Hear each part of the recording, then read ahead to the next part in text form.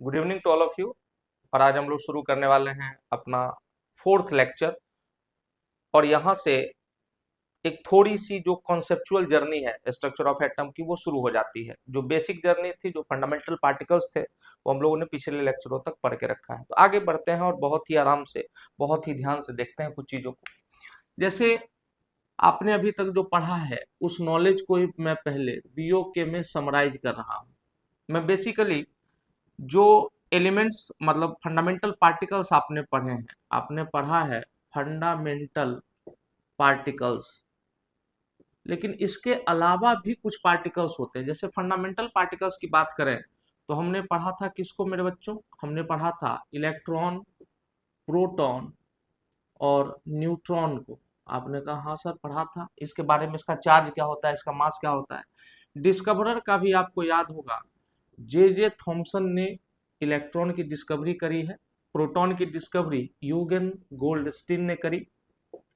उसके बाद जो न्यूट्रॉन थी इसका जेम्स चैडविक के द्वारा इसको खोजा गया है। आपने कहा था ये तो बहुत आसान बात है, हम लोग तो पढ़ के रखे हैं बहुत आराम से। लेकिन इसके अलावा there are some conceptual particles. Conceptual particles, conceptual particle के अंदर हम लोग देखने वाले हैं पॉजिट्रॉन को। आप नाम से ही समझ में आ रहा होगा, this is nothing but positive electron. तो इलेक्ट्रॉन का रिप्रेजेंटेशन आप हमसे पूछेंगे तो E-1 0, यानी देखो मास नंबर ऊपर लिखा जाता है, नीचे चार्ज लिखा जाता है। तो इसके ऊपर चार्ज -1 यूनिट होता है और मास निग्लिजिबल होता है, जिसको हमने 0 माना है। And electron is 1/1836 times heavier than a proton, मतलब कि 1836 गुना हल्का होता है प्रोटॉन से इलेक्ट्रॉन। तो जब प्रोटॉन का ही मास 10⁻⁻27 केजी के ऑर्डर में है, आप समझ रहे हो कि 1 केजी का 10⁻27वां भाग, भाई कितने बिलियंथ पार्ट्स, बहुत ही कम। 1 केजी के मतलब बिलियंथ का भी बिलियंथ पार्ट है वो, तो बहुत ही कम मास है। अब इलेक्ट्रॉन का सोचिए जो प्रोटॉन से भी 1836 गुना हल्का है। ठीक है, तो इसका मतलब है कि ये इलेक्ट्रॉन का ऐसा रिप्रेजेंटेशन है, तो पॉजिट्रॉन का रिप्रेजेंटेशन कुछ ऐसे होगा। इसको भी हम मासलेस बोलेंगे। क्या बोलेंगे? मासलेस बोलेंगे। और ये दोनों जब मिलेंगे तो याद रखिए कि -1 +1 ये चार्जलेस भी हो जाएगा। तो अगर आपको याद थोड़ा सा रखना है, बाद में मैं पढ़ाने ही वाला हूँ, तो आपको समझ में आना चाहिए कि यही आपका क्या है मेरे बच्चों, यही आपका फोटोन है। यही आपका फोटोन है। आपने कहा कि ठीक है सर, समझ में आ रहा है। चलिए, तो पॉजिट्रॉन जो होता है उसकी खोज किसने की थी? तो आप कहेंगे CD एंडरसन। CD एंडरसन, क्योंकि हमको जरूरत पड़ने वाली है। एक इलेक्ट्रॉन एक प्रोटॉन से मिलेगा, सॉरी पॉजिट्रॉन से मिलेगा, और ये जन्म होगा यहाँ पर किसका? फोटोन का, जिसके अंदर एनर्जी होगी h न्यू। ये आगे पढ़ेंगे हम लोग, अभी नहीं पढ़ रहे हैं। पॉजिट्रॉन के बाद एक पार्टिकल होगा जिसका नाम होगा न्यूट्रिनो। न्यूट्रिनो की डिस्कवरी किसने की है? तो पॉलिंग हैज डिस्कवर्ड न्यूट्रिनो। और न्यूट्रिनो के बाद हम लोग बात करेंगे मेसन्स की, मेसन पार्टिकल्स। तो मेसन पाई पॉजिटिव होता है, पाई निगेटिव होता है, और एक पाई जीरो होता है। मतलब mesons are can be positive, can be negative and can be neutral. तो न्यूट्रल मेसन की खोज की थी केमर ने, केमर नाम के साइंटिस्ट ने, और इनकी खोज की थी युकावा ने। तो आपको याद हो गया होगा कि जापानीज आदमी होगा, भाई नाम से पता चल रहा है।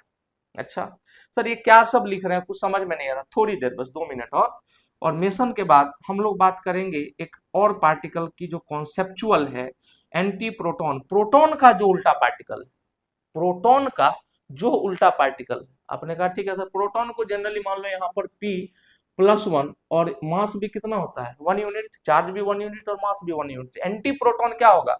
मास तो 1 यूनिट होगा, लेकिन सॉरी मास 1 यूनिट होगा लेकिन चार्ज -1 हो जाएगा। तो इस तरह के पार्टिकल को सेग्रे ने ढूंढा था। सेग्रे नाम याद रखिएगा। सर इससे क्या फायदा है पढ़ करके?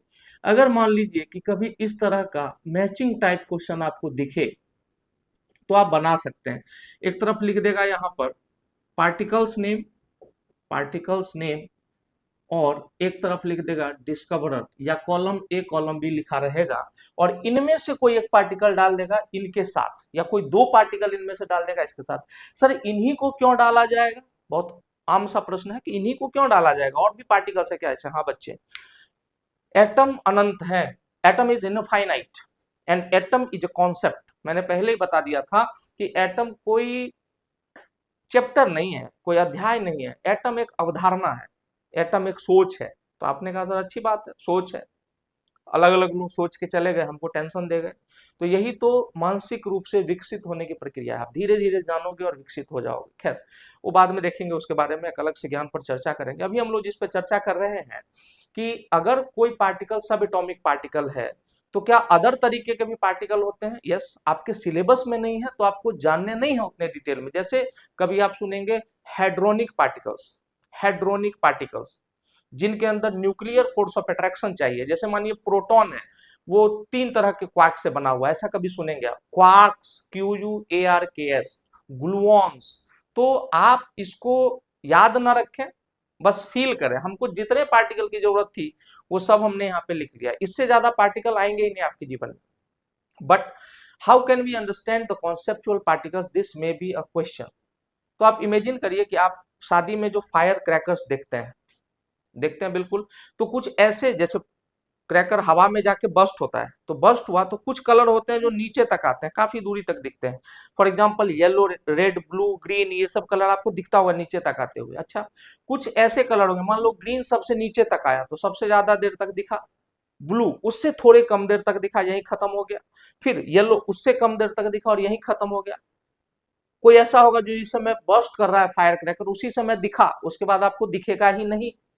इसका मतलब मेरे बच्चों, कुछ ऐसे पार्टिकल्स भी होंगे जो आपको दिखे ही नहीं, क्योंकि आपका परसिस्टेंस ऑफ विजन है 10⁻⁻16 सेकेंड, वो बने और उससे पहले ही खत्म हो गए। तो many particles are short lived, उनका जो जीवन अंतराल होता है वो बहुत ही कम होता है, वो फ्रैक्शन ऑफ सेकेंड के लिए पैदा होते हैं। मानो 0.0000001 सेकेंड के अंदर एक पार्टिकल बना और खत्म हो गया, तो आपको दिखने वाला नहीं है सर, नेकेड आई से बिल्कुल भी नहीं। 1/बिलियंथ ऑफ अ सेकेंड के लिए एक पार्टिकल बना, एक सेकेंड के 1 करोड़वें भाग के अंदर वो बना और खत्म हो गया, तो आपको नहीं दिखेगा। आप कॉन्सेप्चुअली समझ रहे हैं कि हर पार्टिकल अगर अलग अलग समय ले रहा है दिखने में और खत्म होने में, तो कुछ ऐसे पार्टिकल होंगे जो बने लेकिन हमको दिखे ही नहीं, they can only B conceptualised. तो पॉजिट्रॉन एक ऐसा पार्टिकल है जिसको आप कॉन्सेप्चुअलाइज कर सकते हैं, एंटी प्रोटॉन एक ऐसा पार्टिकल है जिसको कॉन्सेप्चुअलाइज किया जा सकता है, न्यूट्रिनो एक ऐसा पार्टिकल है जिसको कॉन्सेप्ट 3 टाइप के, पाई प्लस, पाई माइनस और पाई निगेटिव। मैंने अभी बोला था आपको कि nuclear forces are responsible for their existence, उनके अंदर न्यूक्लियर फोर्सेस के अट्रैक्शन की वजह से ये एग्जिस्ट करते हैं। जैसे न्यूक्लियर फोर्स ऑफ अट्रैक्शन खत्म, वो पार्टिकल खत्म हो जाते हैं। ठीक है, तो सब एटॉमिक पार्टिकल के अलावा एक हेड्रोनिक पार्टिकल की अलग दुनिया है, but this is not in the syllabus. हमें जितने भी फंडामेंटल पार्टिकल्स चाहिए थे वो आपके सामने बोर्ड पर मौजूद हैं। तो चलिए आगे बढ़ते हैं। अब जब हमने बेसिक पार्टिकल्स के बारे में सब कुछ जान लिया है, then we can move forward to different atomic models. I am quite sure that you are listening carefully. If you are going through these lectures, you will never have any problem at any level in NEET, JEE or boards. It doesn't matter. चलिए आगे बढ़ते हैं। तो हम लोग अब पहुंच रहे हैं बहुत ही आराम से, हमने बात की है थॉमसन्स एटॉमिक मॉडल की, थॉमसन्स एटॉमिक मॉडल। तो आपने कहा कि हाँ सर ये तो सिलेबस में पढ़ा है हमने। मेरी आपको वो लाइन याद होगी कि Thomson's experiment was a milestone in the development और advancement of concept regarding atoms, कि एटम के अंदर एक माइलस्टोन साबित हुआ था उनका एक्सपेरिमेंट। और ये स्टेटमेंट भी मेरा याद होगा आपको, आपने सारे लेक्चर देखे हैं तो, कि थॉमसन्स मॉडल वाज अ 2 कौड़ी का model.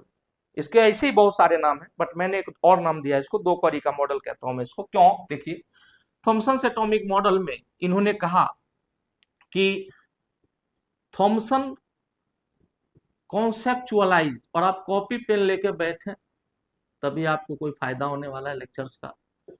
Thompson conceptualised atom as a uniformly charged sphere, uniformly charged sphere, sphere, और इसके ऊपर जो चार्ज था उसको उसने माना पॉजिटिव, पॉजिटिव चार्ज स्फीयर के ऊपर है।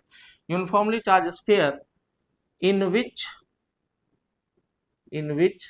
Electrons are embedded, electrons are embedded, embedded होना मतलब धसा हुआ होना, electrons are embedded like the seeds in a watermelon, seeds in a watermelon.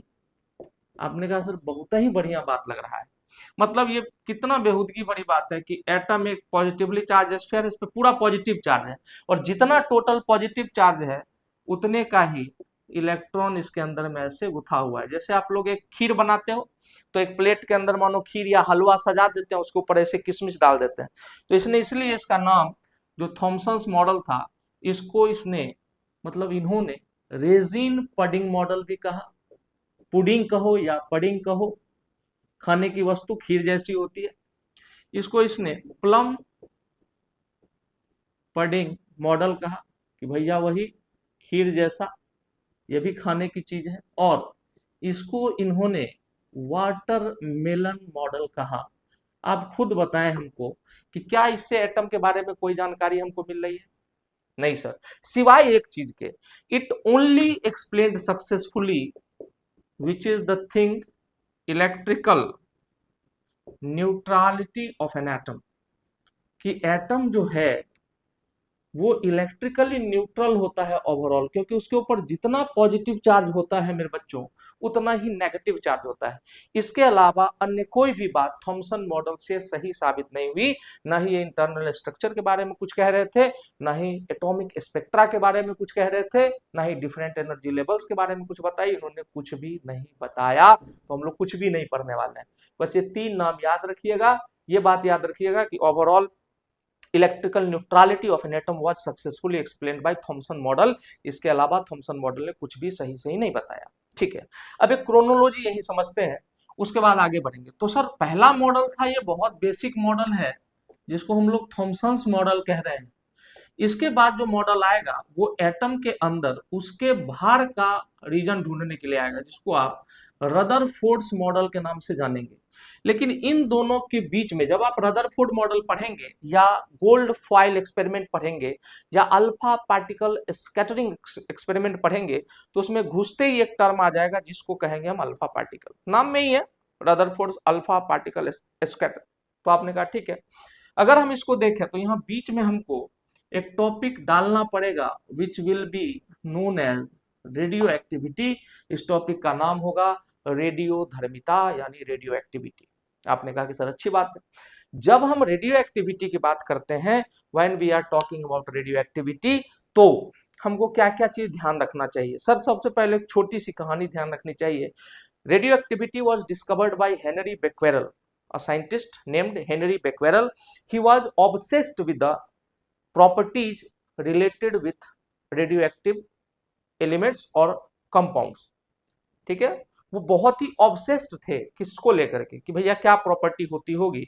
वो जब पढ़ रहे थे उस समय साइड से जॉब भी कर रहे थे, तो उन्होंने क्या किया कि एक फोटोग्राफिक पेपर आता है ब्लैक कलर का, आपने देखा होगा, जिसपे अगर कोई इलेक्ट्रोमैग्नेटिक रेडिएशन या लाइट पड़े, फोटोन पड़े, तो वो डिस्टॉर्ट हो जाती है। तो उन्होंने क्या किया कि फोटोग्राफिक वो यूरेनियम का सॉल्ट लेकर के अपना एक्सपेरिमेंट करना चाहते थे, देखना चाहते थे कि सनलाइट में इसकी क्या चेंजेस होते हैं इसके अंदर।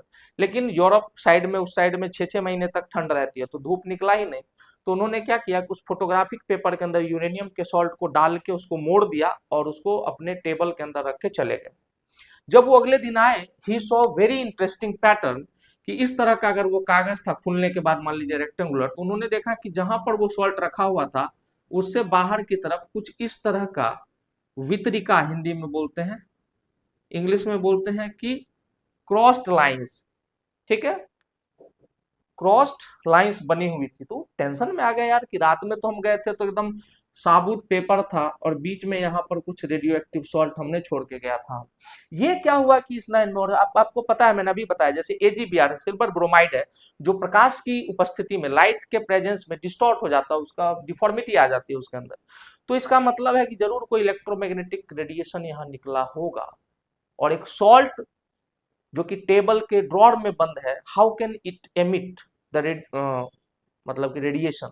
बस वहीं से मैटर इनको दिमाग में आया कि भाई साहब हो ना हो, देयर इज सम प्रॉपर्टी जो अभी तक हमने खोजी नहीं है, जो अभी तक हमने ढूंढी नहीं है, बस लग गए काम पे। चलिए आगे बढ़ते हैं, क्या काम किया था उन्होंने देखते हैं।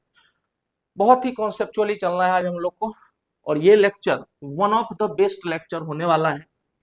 आप जब तक जो भी जितना भी पढ़ेंगे उसके अंदर का, आपने कहा सर ठीक है, अगर बेहतर लेक्चर होगा तो हम लोग देखेंगे, शेयर भी करेंगे इसको जहां जहां जहां जहां जहां पहुंचा सके। खैर, मैं पहले कह रहा हूं, हम लोग पढ़ नहीं रहे, हम लोग सीख रहे हैं, तो इट विल टेक टाइम, सीखने में समय तो लगता है। चलिए आगे बढ़ते हैं, और हम यहाँ पर देख रहे हैं कि अभी आपसे मैंने बात की है एक टर्म की, जिसको हम कह रहे हैं रेडियो एक्टिविटी। अभी अभी हमने डिसाइड किया कि इसको जो डिस्कवर करने वाले हैं, डिस्कवर्ड बाय हेनरी बेक्वेरेल, हेनरी बेक्वेरेल। आपने कहा ठीक है सर, कैसे डिस्कवर किया था, कहानी आपको पता है। अगले पार्ट में बढ़ते हैं, डेफिनेशन क्या होगा सर, द डिसइंटीग्रेशन ऑफ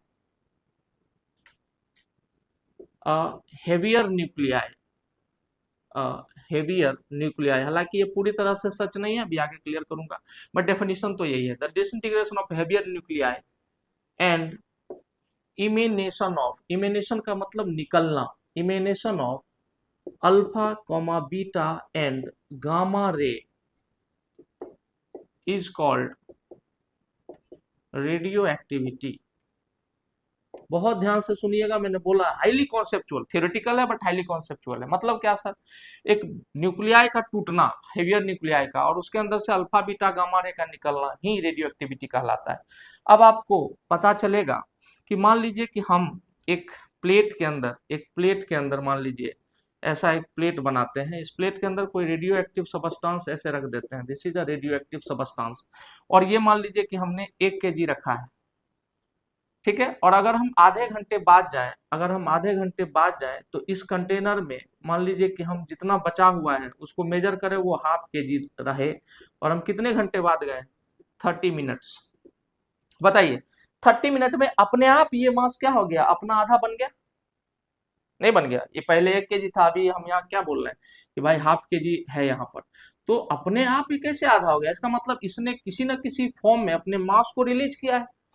तो मास can only be converted into energy. आपको पता है कि हम क्या नहीं जानते हैं, हम एनर्जी को मास में कन्वर्ट करना नहीं जानते हैं। ह्यूमन बीइंग क्या कर रहा है, सिर्फ मास को एनर्जी में कन्वर्ट कर रहा है, एनर्जी को मास में कन्वर्ट करना नहीं जानते हैं। जैसे याद कीजिए, पुराने जमाने में ऋषि मुनि हाथ ऐसे करते थे, उनके हाथ पे एक सेब आ जाता था, लड्डू आ जाता था, किसी को दे देते थे। हम ऐसा कर सकते हैं क्या? नहीं कर सकते। They know how to convert energy into mass. ये मत कहना सर साइंस के टीचर हो क्या बात कर रहे हो, नहीं नहीं भाई, समझने के लिए समझा रहा हूं। We don't know how to convert energy into mass, but mass तो एनर्जी में गया होगा, इसका मतलब है कोई ना कोई एनर्जेटिक पार्टिकल निकला होगा, और इसी समय को हम इस जो सैंपल है इसका हाफ लाइफ पीरियड कहते हैं। अंग्रेजी में सुनिएगा, the time in which the concentration of a particular substance, radioactive substance will get halved, HALVED, halved होना मतलब आधा हो जाना। जितने समय में किसी भी सबस्टांस की मात्रा इनिशियल मात्रा की आधी हो जाती है, उसी को हम उसका हाफ लाइफ पीरियड कहते हैं। इसका मतलब रेडियो एक्टिव सबस्टांस अपना मास गवा रहा था और यहां से पक्के से कुछ निकाल रहा था। Down the line we came to know कि ये क्या छोड़ रहा था, अल्फा बीटा गामा पार्टिकल। अच्छा सर, क्या हम इसी तरह याद रखें कि और डीप में चलें? थोड़ा सा और डीप में जाना है, थोड़ा सा समझना है। मुझे एक बात आप बताइए, अगर 2 लड़के हैं, if there are twin brother हैं, और एक का नाम राम है, एक का नाम श्याम है, दोनों दिखने में सेम है, दोनों पढ़ने में सेम है, दोनों गुणवत्ता में सेम है, हर चीज में सेम है, तो क्या आप राम को श्याम कहेंगे? आंसर है नो सर। क्या आप श्याम को राम कहेंगे? नहीं, because individual identity is very important. इसी तरीके से आप अगर गौर से देखें तो हम इन पार्टिकल्स की आइडेंटिटी की चर्चा करने वाले हैं। आइडेंटिटी क्या होती है सर? तो जो अल्फा पार्टिकल निकला उसको जब हमने एनालाइज किया तो उसका मास आया 4 AMU। अच्छा सर, मास अगर 4 AMU आया तो हमारे पास 4 AMU किसका मास होता है? आप याद करिए, हीलियम 24। तो हमने कहा कि अल्फा पार्टिकल हो ना हो, हीलियम जैसा है और जब हमने चार्ज मेजर किया तो उस पर 2 यूनिट का पॉजिटिव चार्ज हमको मिला। तो या तो डाइवैलेंटली चार्ज हीलियम न्यूक्लियाई कह सकते हैं आप, और वैसे भी इलेक्ट्रॉन के जाने से मास पर कोई फर्क नहीं पड़ता, या सीधा हीलियम एटम कह सकते हैं। लेकिन अल्फा पार्टिकल हीलियम एटम के एनालोगस है। आप ऐसा नहीं कह सकते हैं कि डिसइंटीग्रेशन या रेडियो एक्टिविटी के अंदर न्यूक्लियस के डिसइंटीग्रेशन के कारण हीलियम निकला है। नहीं भाई, आप नहीं कहोगे। राम और श्याम अलग अलग है, भले ही समान हो, मतलब वजन में समान है, हर चीज में समान है, but helium atom is different और अल्फा पार्टिकल इज डिफरेंट। दोनों जुड़वा भाई हैं, सब कुछ में समान है कहेंगे नहीं। लेकिन आपने कहा ठीक है सर, अच्छी बात है, लेकिन इसका मास कितना होता है 4 mu। एक mu में कितना होता है 1.673 इंटू 10⁻27 kg। तो आप उसको 4 से मल्टीप्लाई करते हैं, you will get the answer. आपने कहा ठीक है। आगे बढ़ते हैं। अल्फा पार्टिकल के बाद आता है बीटा पार्टिकल। तो यहां भी याद करिए आप, आपको बीटा रे हमने पढ़ाया है। बीटा पार्टिकल किसके जैसा होता है सर? कैथोड रे जैसा। और कैथोड रे को कंस्टिट्यूट करने वाला, कैथोड रे को बनाने वाला पार्टिकल कौन सा है? आपका जवाब है सर इलेक्ट्रॉन है। तो इसका मास इलेक्ट्रॉन के मास के बराबर होता है 31 kg। और गामा रे जो होता है वो जिस पार्टिकल से बना होता है वो मासलेस होता है। तो आपने कहा कि सर ये मासलेस पार्टिकल है, मतलब कि आप सीधा कह सकते हैं कि गामा रे किसके जैसा है? चार्जलेस और मासलेस, तो वो फोटोन के जैसा है। फिर से रिपीट कर रहा हूं, क्या हम ऐसा कहेंगे, क्या हम ऐसा कहेंगे कि रेडियो एक्टिविटी उस प्रक्रिया को कहते हैं जिसमें हीलियम एटम, इलेक्ट्रॉन और फोटोन निकलते हैं? आप कहेंगे नहीं सर, हम कहेंगे नहीं ऐसा। मन में पता है कि है, समान ही है दोनों, लेकिन कहेंगे नहीं। कहेंगे हम अल्फा बीटा गामा रे निकल रहा है, अल्फा बीटा गामा रेडिएशन निकल रहा है। सेकंड देखिएगा, अगर आप मेरी बात को समझ गए हैं तो बहुत ज्यादा दिक्कत नहीं है। अल्फा पार्टिकल है, हीलियम एटम है, मास आपको पता ही है, मैंने बोला 4 इंटू अल्फा का 4 इंटू 1.673 इंटू 10⁻⁻27 केजीज। अगर मैं बात करूं बीटा पार्टिकल की तो 9.1 इंटू 10⁻31 केजी।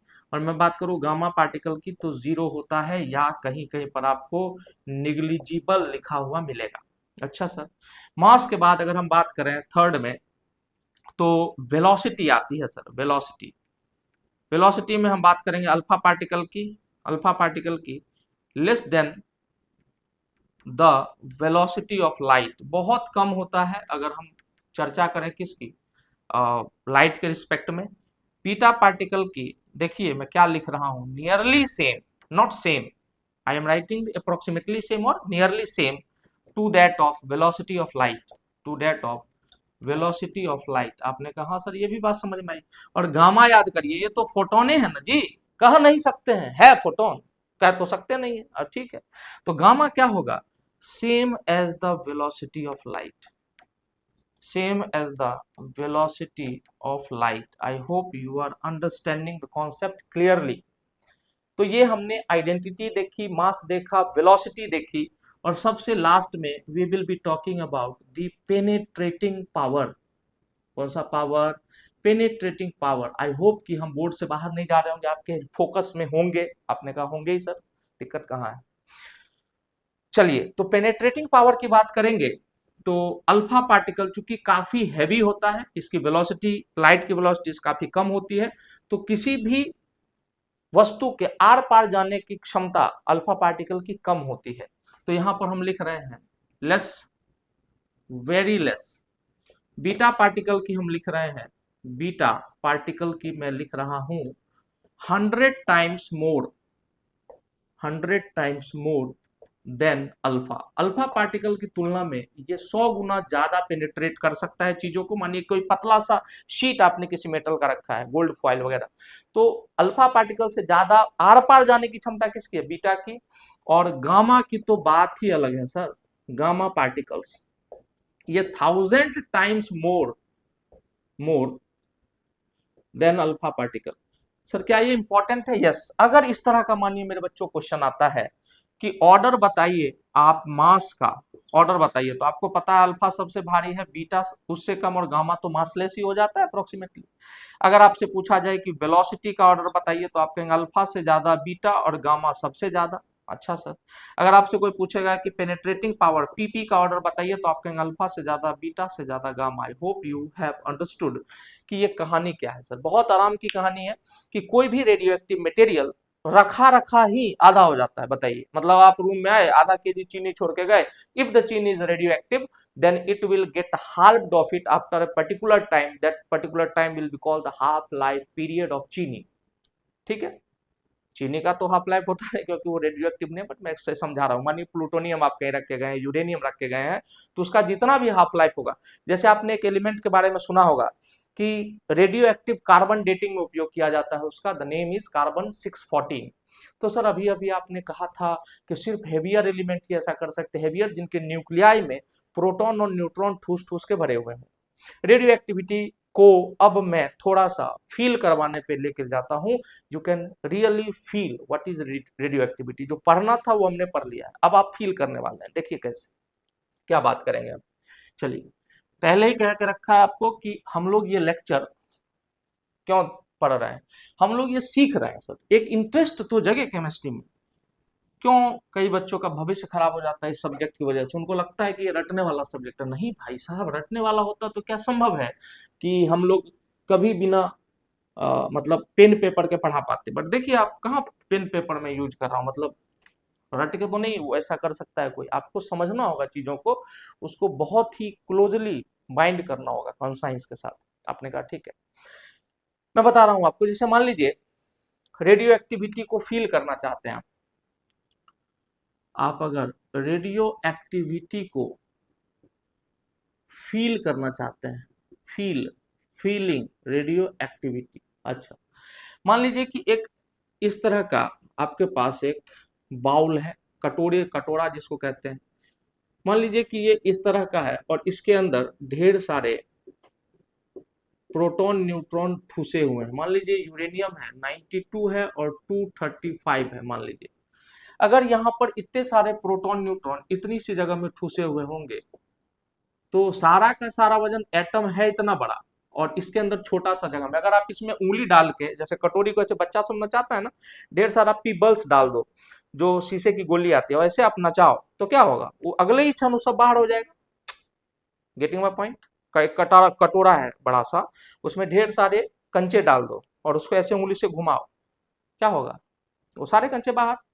बस इसी को फील करना है कि जब एक छोटे से जगह में, ये तो कटोरी का मैंने एग्जांपल दिया है, वहां क्या होता है, न्यूक्लियस स्फेरिकल होता है और पूरे एटम का मास उसके अंदर घुसा हुआ होता है, ठूस ठूस के भरा हुआ होता है।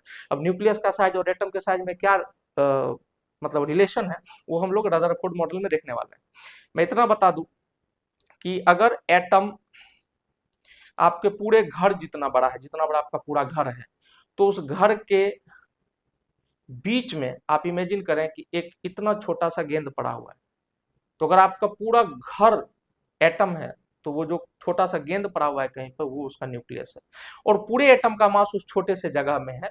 That nucleus is not stationary, it is also spinning on its own axis. मतलब ये कटोरी या स्फेयर, ऐसा कोई स्फेयर है, ये रुका हुआ नहीं है, इसके अंदर ये प्रोटॉन न्यूट्रॉन ठूस ठूस के भरे हुए हैं हेवियर एलिमेंट्स के अंदर, और ये साथ में बहुत ही गति के साथ स्पिन कर रहा होता है, बहुत हेविली मूव कर रहा होता है। आपने कहा सर बात तो सही है सर, ये तो बर्बाद हो जाएगा, एक स्फीयर में से भर के खूब जोर से घुमा दो, फट फुटा के सब निकल जाएगा वहां से। यही होता है, this is called radio activity, but only this is not called radio activity जो हम अभी पढ़ने वाले हैं। जैसे हमने यहाँ पर फील करने का जो था प्रयास किया है। अच्छा एक बात और है, जब आप न्यूक्लियस के अंदर जाते हो तो प्रोटॉन और न्यूट्रॉन के बीच में कुछ ऐसे पार्टिकल्स होते हैं जो कुशनिंग का काम करते हैं। कुशनिंग, गद्दा प्रोवाइड करते हैं। एक प्रोटॉन के सामने एक न्यूट्रॉन है, बीच में गद्दा लगा दिया, अब वो दोनों ऐसे आपस में नहीं टकराएगा, तो आराम से न्यूक्लियस ऐसे ऐसे स्पिन कर रहा है। लेकिन जैसे उसका टक्कर टुक्कर शुरू होगा, वो न्यूक्लियस फट सकता है। तो जो क्वार्क्स एंड ग्लूऑन्स है, these are providing the cushioning, cushioning provide करता है उसको। तो अगर हम इसको देखें, यहाँ पर एक टॉपिक अपने मन से, रीजंस ऑफ रेडियो एक्टिविटी, कि कोई भी चीज रेडियो एक्टिव क्यों हो जाती है, इसका रीजन क्या है सर, अगर हम जानना चाहें तो यहाँ पर देखिए देयर आर टू रीजंस। पहला रीजन तो आपने अभी पढ़ा है, which is heaviness of the nuclei. Nuclei का हद से ज्यादा भारी हो जाना रेडियो एक्टिविटी का रीजन है।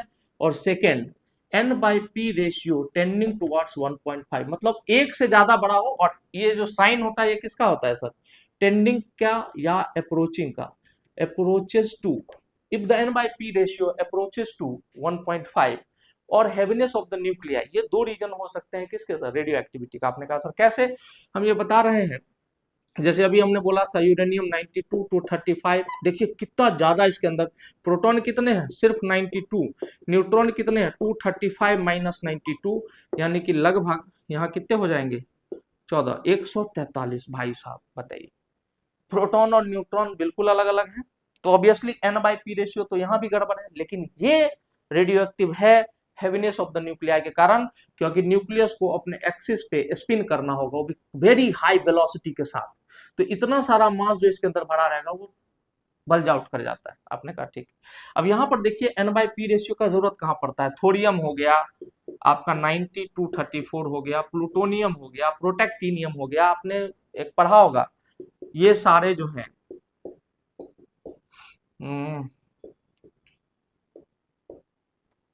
आपने समझ रहे हैं ना, थोड़े पहलवान उधर निपटेंगे, पुराने आम कम बिकेंगे, क्यों ऐसा फरमाओ मैडम नाश्ता लाओ। अगर आपने नहीं पढ़ा है तो केमिकल बॉन्डिंग का 1 2 3 4 चारों बेसिक लेक्चर जरूर जाके देखिए, उसके बाद ही आपको केमिस्ट्री समझ में आनी शुरू होगी, उससे पहले आपको रटने जैसा फील होगा। बहुत जरूरी बात कर रहा हूँ, देख लीजिएगा।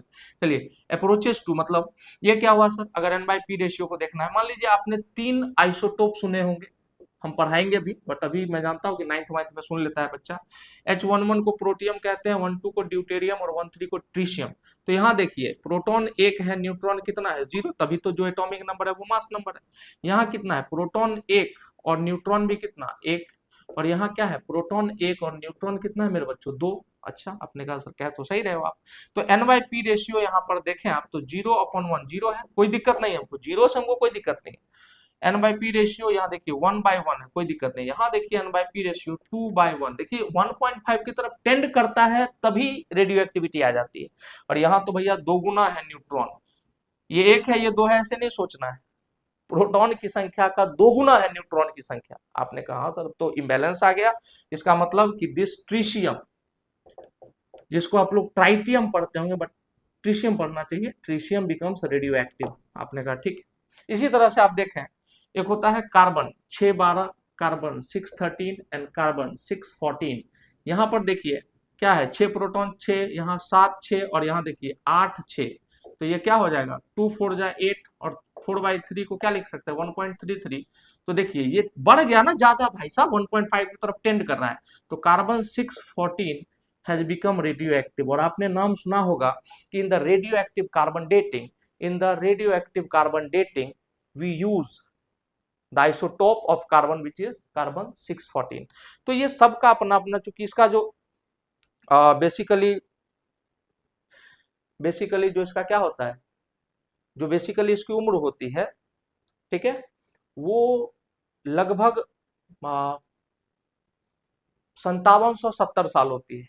जो कार्बन 614 का एज होता है ये 5770 ईयर्स होता है, कहीं 77 लिखा मिलेगा, कहीं 73 73 मिलेगा। आप सोच के देखिए कि आप कोई कंटेंट ला के रखेंगे, मानिए 1 kg आप कार्बन 614 लेके आए, तो 5770 साल के बाद ये अपने इनिशियल अमाउंट का आधा होगा, यानी इसका जो हाफ लाइफ पीरियड होता है, जिसको ऐसे लिखा मिलेगा टी हाफ, ये 5770 साल होता है।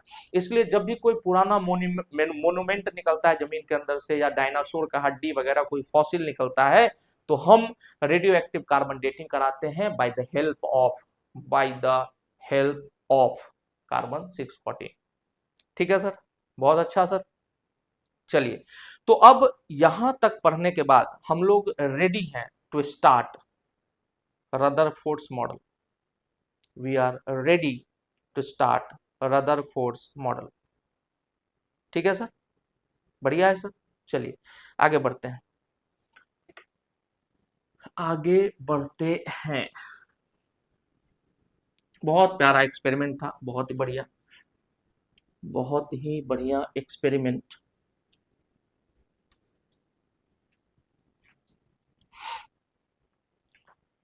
यहां पर देखिए, अब यहां से आपका जो दिमाग है वो पूरी तरह से फोकस्ड होना चाहिए ऑन द स्क्रीन, और इफ नॉट तो on the paper. Rutherford's model क्या होता है सर, अगर यहाँ पर हम देखें तो रदरफोर्ड साहब के मॉडल को planetary model of an atom भी कहा जाता है, planetary model of an atom भी कहा जाता है। खूब ध्यान से, खूब अच्छे से समझिएगा इस चीज को। आपने कहा सर कोई दिक्कत नहीं है। सेकंड बात कि ये मॉडल का जो गीगर एंड मार्सडेन, ये नाम सर आपने क्यों लिखा है? तो इसका जो सेटअप तैयार किया था वो इनके अंदर, रदरफोर्ड के अंदर इनके दो स्टूडेंट थे जो पीएचडी कर रहे थे, उनके गाइड थे रदरफोर्ड। तो रदरफोर्ड के अंदर जो स्टूडेंट काम कर रहे थे उनका नाम था गीगर मार्सडेन, और उन्होंने ये सेटअप तैयार किया था। जहां पर आप देखिए, एक है अल्फा पार्टिकल एमीटर। मैं हर चीज आपको बताऊंगा, बहुत ज्यादा लोड नहीं लेना है, लोड थोड़ा भी नहीं लेना है। इफ आई एम हियर, यहां से मानिए अल्फा पार्टिकल की ढेर सारी बीम निकली है, ये सारे अल्फा पार्टिकल्स हैं। अगर ये थोड़ी भी तिरछी हुई, इधर उधर डेविएट हुई, पार्टिकल्स से टकरा के, या बीच में जो थोड़ा बहुत रेसिडुअल गैसेस है उससे, क्योंकि पूरा का पूरा जो सिस्टम है ये एक इवैक्यूएटेड चैम्बर में बंद है, इस बात को ध्यान से जानना है। अब यहाँ पर हम लोग लगा रहे हैं एक लेड कॉलीमेटर, एक लेड कॉलीमेटर। आई होप कि आप थोड़ा बहुत थ्री डायमेंशन को समझते होंगे, तो आप यहाँ पर समझ सकते हैं कि मैं क्या कहने की कोशिश कर रहा हूँ। ये किस तरह का लेड का कॉलीमेटर लगाते हैं, this is called lead collimator.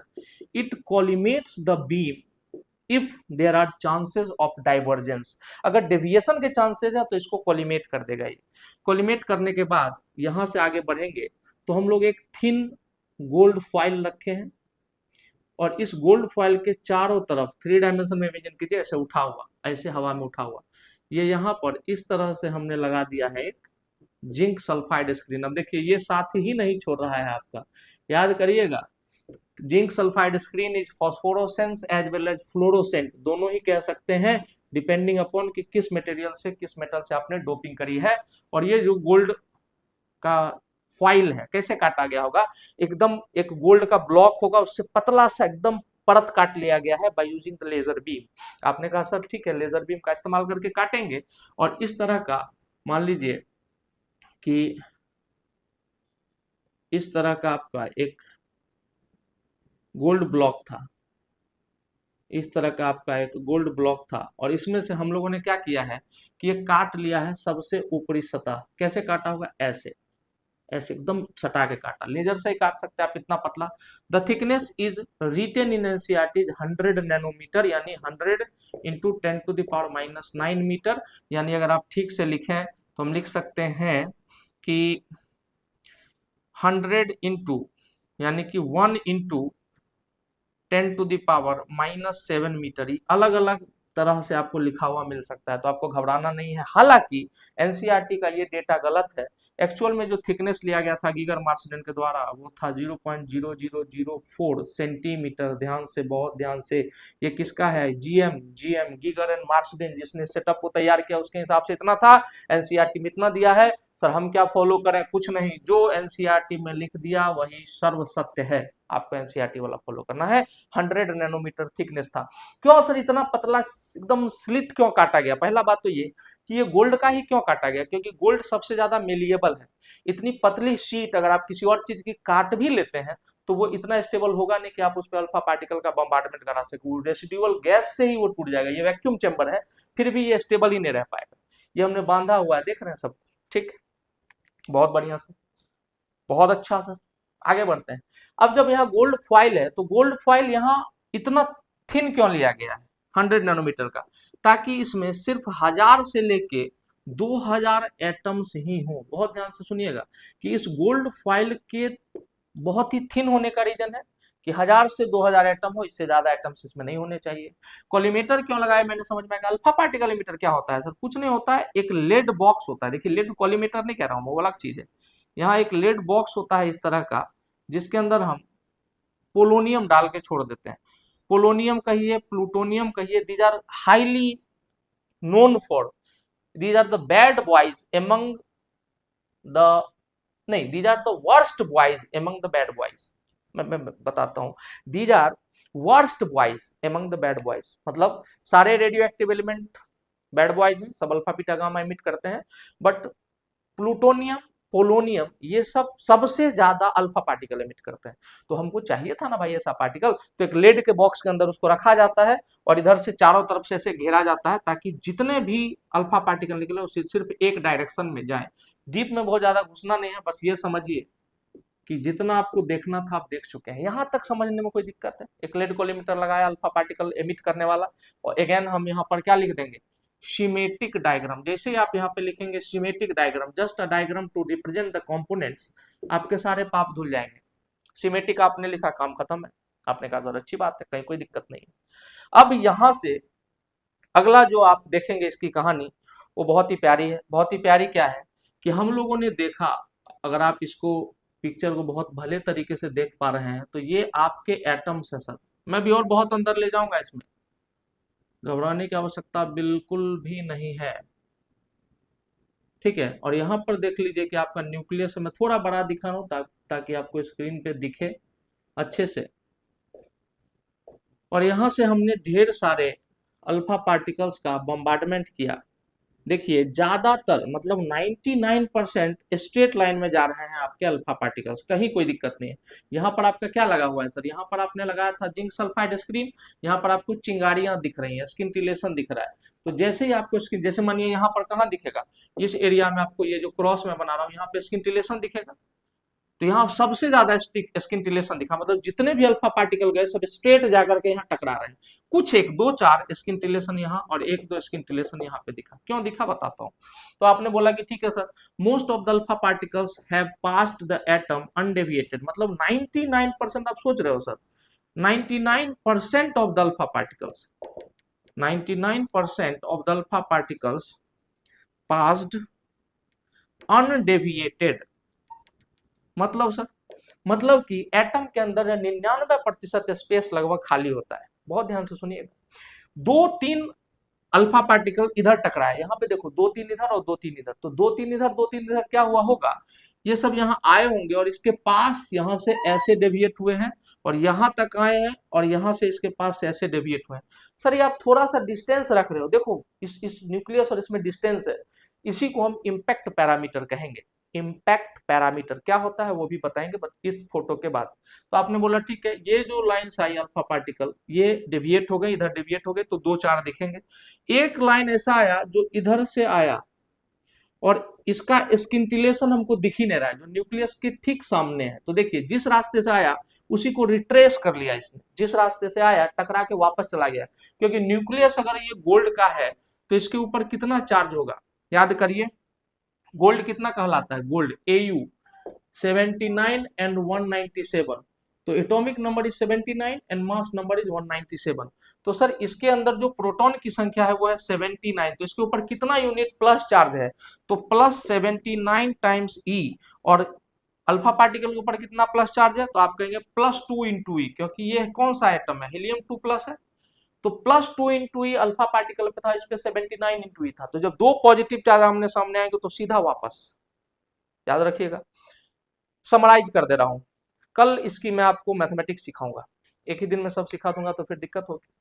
चलिए बहुत ही आराम से, अभी तक हमने क्या समझा इसको कल तक डाइजेस्ट करके आपको आना है। What we have learn till now, हमने ये देखा है कि हमने एक सेटअप तैयार किया, हमने यानी गीगर एंड मार्सडेन ने, और जब अल्फा पार्टिकल का बम्बार्डमेंट कराया गया तो 99% of the alpha particles past the atoms, past the gold foil undeviated, मुड़ा ही नहीं बिल्कुल भी। आपने कहा ठीक है। सेकेंडली उन्होंने कहा कि some of the a very few has deviated by certain angle, कुछ एंगल के साथ थोड़े बहुत पार्टिकल डेविएट कर गए हैं। और सबसे जरूरी बात कि अ वेरी फ्यू मतलब 1 आउट ऑफ 20,000 और 10,000 हैज रिट्रेस्ड इट्स पाथ, मतलब जो एकदम बिल्कुल न्यूक्लियस के सामने गया वो वापस लौट के आ गया। अच्छा, तो सर न्यूक्लियस से टकराना तो चाहिए भी नहीं था, इसलिए तो हमने अल्फा पार्टिकल लिया, क्योंकि अपोजिट नेचर का इसके ऊपर, न्यूक्लियस के ऊपर पॉजिटिव चार्ज है। अगर हम पार्टिकल को भी पॉजिटिवली चार्ज लें तभी तो वो टकराएगा नहीं, वापस आ जाएगा। हमारा जो ऑब्जेक्टिव है that is not to break the nucleus, that is not to disintegrate the nucleus. What is our objective here? Our objective is to just see where the mass of atom is concentrated and what is the charge over the nucleus. आपने कहा ठीक है, दोनों बातें यहाँ पता चल रही। तो आपने कहा चलिए सर ठीक है, यहां तक अगर आपको समझ में आ गया है तो हम लोग आगे इसके मैथमेटिक्स की चर्चा करेंगे। आपका ये तो हम अभी कर लेते हैं, चलिए कर लेते हैं, कोई दिक्कत नहीं।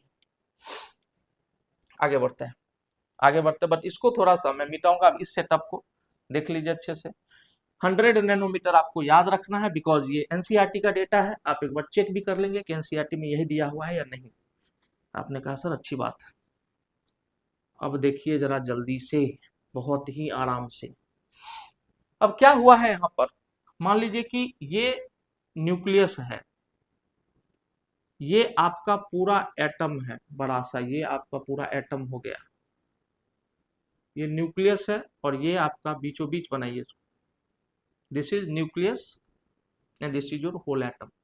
अब इस एटम के इस दायरा में, इतने दूरी के दायरा में अगर कुछ भी आ रहा है, कोई पॉजिटिवली चार्ज पार्टिकल आ रहा है, तो वो एक सर्टेन एंगल से डेविएट हो जा रहा है। अच्छा सर ये क्या है, इसी को, ये जो डिस्टेंस आप देख रहे हैं इधर आपको दिख रहा है परपेंडिकुलरली, या यहाँ कोई आया तो यहाँ से डेविएट हो गया, ये जो डिस्टेंस आप देख रहे हैं इसी डिस्टेंस को मैं नाम दे रहा हूं, this is called impact parameter. Impact parameter. आपने कहा सर इसको निकाल सकते हैं क्या थीटा वीटा करके, कोई जरूरत नहीं है, उतना डिटेल में आपको क्लास 12th में जाना है, कुछ कुछ बातें हैं जो हमको समझनी है। The perpendicular distance between the nucleus and the direction of propagation of alpha particle. The direction of propagation of alpha particle and nucleus के बीच का परपेंडिकुलर डिस्टेंस जहां से ये डेविएशन होता है उसी को हम इंपैक्ट पैरामीटर कहते हैं। अच्छा, डिस्टेंस ऑफ क्लोजेस्ट अप्रोच किसको कहते हैं, मान लीजिए ये आपका एटम है और यहाँ आपका न्यूक्लियस है, तो न्यूक्लियस से कुछ दूर पहले से ही, मैंने आपको पहले ही कहा है कि अगर कोई पार्टिकल एक लीनियर मोशन में है और इसको अपने पाथ को रिट्रेस करना है, अगर इसको अपने पाथ को रिट्रेस करना है तो इसको क्या करना होगा, इसको अगर अपने पाथ को रिट्रेस करना है तो इसको रुकना पड़ेगा, देन वापस होना पड़ेगा। मतलब the particle will come momentarily at rest and then it will reverse it direction. जैसे मैं ऐसे जा रहा हूं सीधा और मुझे अपने सेम, देखो मुझे डेविएट करना है तो मैं कर सकता हूं, बट अगर मुझे अपने ही रास्ते में मुड़ना है तो मैं बिना रुके नहीं कर सकता भाई, रीढ़ की हड्डी टूट जाएगी। बहुत तेज मैं जा रहा हूं और मैं चाहूं कि सीधा मुड़ जाऊं, नहीं मुड़ पाऊंगा, मुझे पहले रुकना होगा, then I will. The alpha particle which is rushing towards the nucleus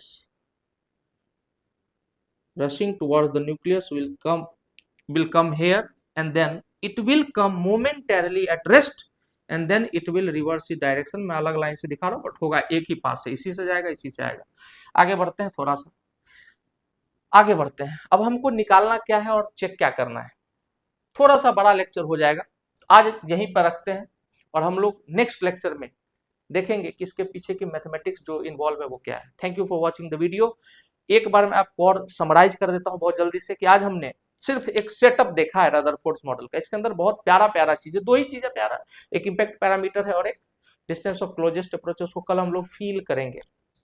but एक रवि तेजा की मैंने मूवी देखी थी, अब मुझे नाम याद नहीं है, मतलब बहुत दिन पहले की बात है, उसने कहा था एक डायलॉग में कि मेरा जो ईगो है वो मेरे वाईफाई की तरह चारों तरफ फैला हुआ है। याद रखना, मेरा जो ईगो है वो वाईफाई की तरह चारों तरफ फैला हुआ है। तो याद रखिए न्यूक्लियस इतना छोटा होता है बट उसका जो इम्पैक्ट है, चूंकि वो एक चार्ज पार्टिकल इन मोशन है, स्पिन कर रहा है ना, तो उसका जो मैग्नेटिक फील्ड होता है वो एक सर्टेन डिस्टेंस तक फैला हुआ होता है। अगर उस मैग्नेटिक फील्ड के रेंज में कोई पॉजिटिवली चार्ज पार्टिकल आएगा, it will surely feel repulsion. मैं फिर से रिपीट कर दे रहा हूं, न्यूक्लियस तो बहुत छोटा है बट उसका जो, जैसे मानिए मैं यहां से खड़ा हूं तो आप समझेंगे कि सर मेरा इम्पैक्ट पैरामीटर कहां तक है, यहां तक, मुझे किसी को मारना है तो मैं यहां तक मार सकता हूं, बट मेरा जगह कितना, इतना ही।